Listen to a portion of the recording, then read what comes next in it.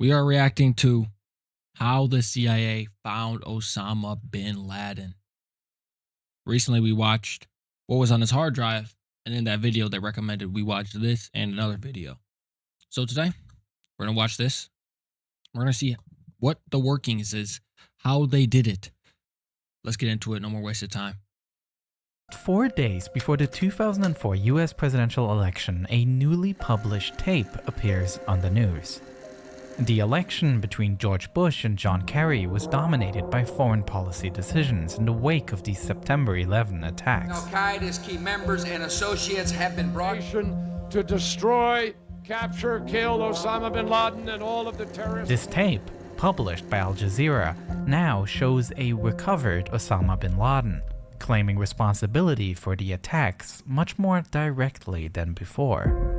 The staging of this recording, in which bin Laden tries to appear as some legitimate figure, directly addressing the nation that he attacked, is a painful reminder that the most wanted man on the planet must be feeling somewhat safe wherever he may be. True. Means you got some balls to be doing that.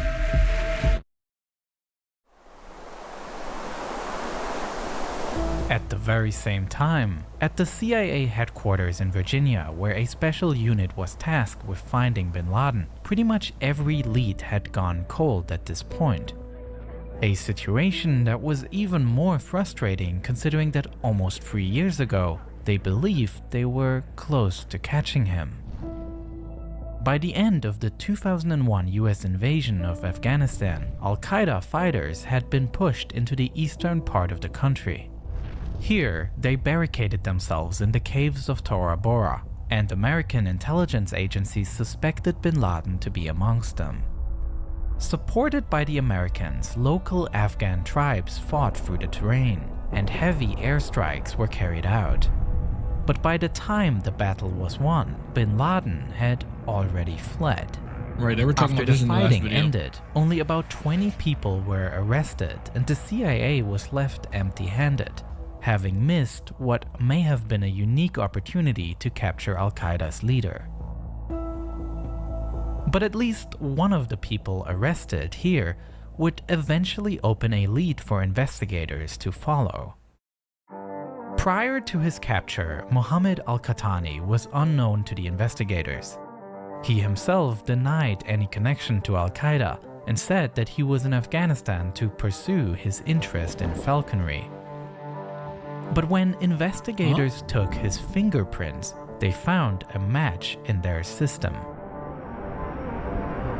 They found out that just a few weeks before the September 11 attacks, he had tried to enter the United States. Carrying $2,800 in cash with him and traveling on a one-way ticket, the customs agent became suspicious of Qahtani and denied him entry to the country, fearing he might be trying to illegally immigrate. The investigators also knew that on the very same day, a call was placed from Orlando Airport to an Al-Qaeda telephone number in the United Arab Emirates. This number had been monitored, and the fact that Qahtani was at the airport at the same time made investigators scramble to establish some sort of connection between these events. FBI agents worked their way through piles of airport surveillance footage looking for more leads, and eventually they were successful. They were able to identify a car that was at the time rented by Mohammed Atta. Atta was the ringleader of the September 11 attacks and piloted American Airlines Flight 11 that struck the North Tower of the World Trade Center. It was concluded that Atta was waiting at the airport to pick up Qahtani. It is widely believed that Qahtani was intended as one of the hijackers of United Airlines Flight 93, which is the flight that failed to reach the attacker's intended destination because it crashed in Pennsylvania while the passengers were attempting to regain control. With that knowledge, Qahtani was interrogated, and he was one of several Al-Qaeda captives that in the coming months and years made it possible for investigators to get a better picture of the group's inner workings. Abu Zubaydah, a logistician for the group, was arrested This in motherfucker a March pirate? 2002 and offered the CIA information that Khalid Sheikh Mohammed, who was Al-Qaeda's operational commander, had planned the attacks on America. 1 year later, he also was arrested. And Qahtani They're all revealed being that taken down. in July 2001, in preparation for the attacks, Khalid Sheikh Mohammed introduced him to a person previously unknown to the CIA, Abu Ahmed al-Kuwaiti, who trained Qahtani in operational security. All this helped investigators to understand Al-Qaeda's structure better, with less trained operatives, a command and planning layer, and bin Laden as the leader. But they were still clueless as to bin Laden's whereabouts. The CIA was mapping relationships to understand who was in close contact with him and how he communicated from his hiding place. The private network of bin Laden, his family members, were also looked at. However, there was no contact between bin Laden and those family members of him that could be located. What the CIA knew was that bin Laden continued to send messages though. In the following years, new audio tapes appeared, and it was known that he was communicating with members of leadership within Al-Qaeda. The strategy of the CIA, therefore, was to look for the courier network, people that transport information. Is that Donald Trump? War with Iran. I'm running for governor. What does this have to do with Osama bin Laden? Explode in the sky. Our congratulations on an historic victory. Oh shit. Talking about in mid-January 2004, timeline. Kurdish security forces arrested a man named Hassan Gul. He was carrying a letter that was addressed to bin Laden. Gul was handed over to the Americans, who interrogated him and received crucial information indicating that a key person to finding bin Laden. Hey, what do you think they did to bro? Because if they interrogated him, they probably did some devious shit. Like, if you think about all the time they've been spending trying to find out stuff about bin Laden and his whereabouts, I know they did some diabolical shit to this motherfucker to get him to speak. Bin Laden had already been on the agency's radar. Hassan Gul claimed that it is Abu Ahmed al-Kuwaiti who operates as bin Laden's personal courier. As the focus of the investigation shifts to Kuwaiti, investigators receive conflicting information about his role within Al-Qaeda. While Hassan Gul describes a larger role and that Kuwaiti was familiar with both Khalid Sheikh Mohammed and with his successor Abu Faraj al-Libi, these motherfuckers just keep spawning Mohammed, in. on the other hand, denies a major role of Kuwaiti and claims that this person has long since retired and is inactive. In May 2005, Abu Faraj al-Libi himself was... There's no way they let you retire when you're in an organization like this. That just doesn't make sense to me. Like, you have so much precious information. They're not gonna let you fucking just get out. Like, what? There's no way. In May 2005, Abu Faraj al-Libi himself was also arrested in Pakistan, and he too vehemently denied a larger role of Kuwaiti. Investigators were also questioning a guy that goes by the name of Hambali, the former leader of Al-Qaeda's Southeast Asian affiliate group. He claimed that Alright, bro. Look at this motherfucker right here, though. He got an interesting look going. Kuwaiti did play a role, as he was the one managing a safe house in Karachi around the time the Taliban fled from Afghanistan. Oh shit. If anything, the many contradicting statements about the role of Kuwaiti made him all the more interesting. The problem was that other than his name, not much was known about him. And even the name itself is not uniquely identifiable, as it is not his real name, but an alias that translates as the father of Ahmed from Kuwait. While some important information was obtained through the interrogation of prisoners, the techniques used were highly controversial. Many of the prisoners were subjected to so-called enhanced interrogation techniques. That means abusive treatment, including torture, such as in the form of waterboarding. A 2014 Senate Intelligence Committee report examining the individual interrogations concluded that these techniques were ineffective and did not help to obtain information about bin Laden. Apart from that, there is the question of whether the display of the CIA's actions, seemingly freed from the rule of law, doesn't itself damage the national security of the country. Bro, why would you even tell anybody? That's bigger than the scope of this video. But with investigators stuck yet again, the next pieces of information will not come from their own work. Okay. Another side's Peace and stability. Blockbuster Total Access, Netflix. Essentially, they work the same way. The latest cyber drug of choice is called Twitter. Twitter? It's not a thing anymore, it's called X. In 2007, the CIA received the information they're looking for, the true identity of the Kuwaiti. It does not come from their own research, but from a foreign intelligence service, which is not known. The information reveals the true name of the Kuwaiti to be Ibrahim Saeed Ahmed, a Pakistani whose family had only moved to Kuwait. But while they have waited 2 years to get the name... Wait, because didn't they find bin Laden in Pakistan? Not Afghan? Yo. It will take further years until they are able to locate him. 2008. President-elect for victory. Fastest man.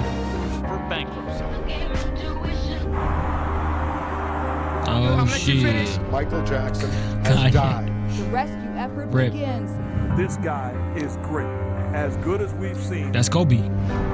That's the Godfather.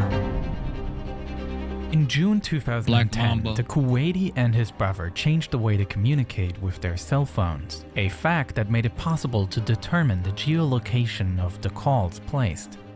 The NSA had received telephone numbers suspected of being connected to Kuwaiti from a third country, which were now intercepted. Amidst the countless conversations monitored, one man stood out because he fit the profile of Kuwaiti. He spoke a mix of Arabic and Pashto, the language spoken in northwestern Pakistan. And in a conversation with a friend in the Persian Gulf, the man dodged the question of his whereabouts, cryptically replying that he is with the people he was with before.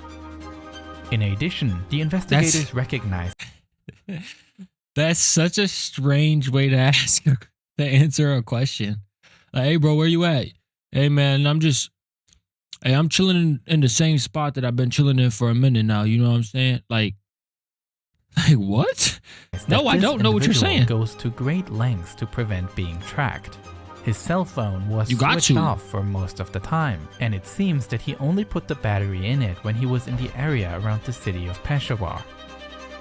As it became increasingly certain that this is Kuwaiti, efforts began to follow him on the ground.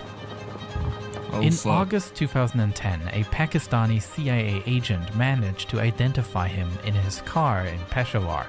From there, he was secretly followed on his way home.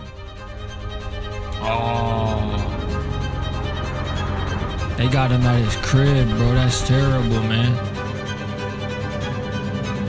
He's cooked, man.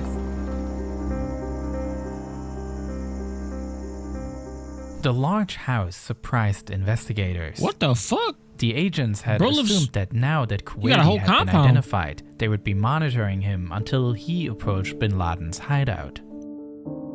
But when you look at the massive compound in which Kuwaiti lives, investigators thought that they might already be there. That Kuwaiti may be living under the same roof as bin Laden. Smart. Even though Washington wasn't entirely sure about it at the time, bin Laden was located, and a manhunt that has had top priority since the September 11 attacks comes to its final stage. Oh, The shit. task now was no longer with the intelligence agents, but with a team of special units Spec who knew Ops, man. very little about what to expect when raiding this compound. On May 1st, 2011, at 11 p.m. local time, 2 Black Hawk helicopters equipped say, are with those Black secret Hawks? stealth technology take off from Jalalabad airfield and head towards bin Laden's compound.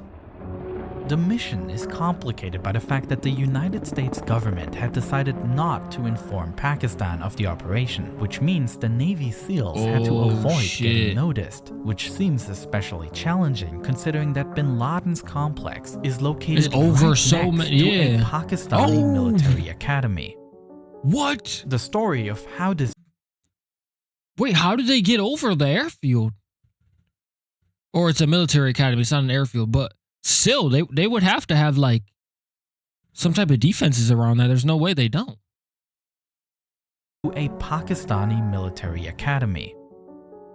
The story of how this raid unfolded is truly fascinating, which is why I have produced another full-length video about this operation, creating detailed models of the mission's plan and Wait, I was gonna say earlier, how do they make these videos animate? Do they animate these themselves?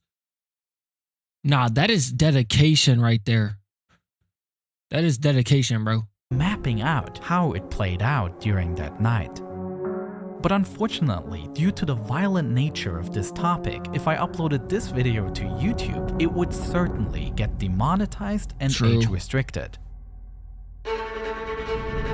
Luckily though, I was still able to make the video, thanks to the Yo, power W, of bro. Nebula, where you can watch Oh, it it's a sponsor. right now. With the mission not going to plan, a live video feed is streamed to the White House, where the president and his top security advisors are following the operation. This is just one of tons of exclusive videos only available on Nebula. I've also created a video about the construction of the Twin Towers, and another one telling the story of Flight MH17 that was shot down over Ukraine. And you also What? get I never heard about access that. to all the other amazing stuff on Nebula. Because what's truly special about Nebula is that it is a creator-owned platform, built by me and other YouTubers and podcasters. Oh, that's fire. And because it's a subscription service, we get to work on larger, higher budget productions than we ever could on YouTube. Players, welcome to the show. The most sophisticated flying machine. The Bush administration decided to focus on attacking Afghanistan. Oh boy. If you sign up using my link on screen right now, you will get a $10 discount a year, which means it will cost you only $3.33 each month. That way, That's you pretty will good, support actually. the ambitious project that me and my friends have embarked on of building our very own streaming site. Yo. W video. Shout out Neo, bro. I've never seen this guy's channel before, but he makes pretty good quality videos, honestly. If like knowing that he animates them himself, that's respect right there, man. So, last final thoughts. So they found him through a string of other people, obviously, but mainly through one guy who wasn't from Afghan, but was from Pakistan, and that's where they found him at. And coincidentally, they were living together, which is rough, man. That's just rough for bin Laden, but hey, get what you deserve, man. You know what I'm saying? But yeah, if you guys liked the video, leave a like. If you dislike the video, dislike it. Let me know what I did wrong. If you like me, subscribe, hit that bell. I love y'all. Peace out.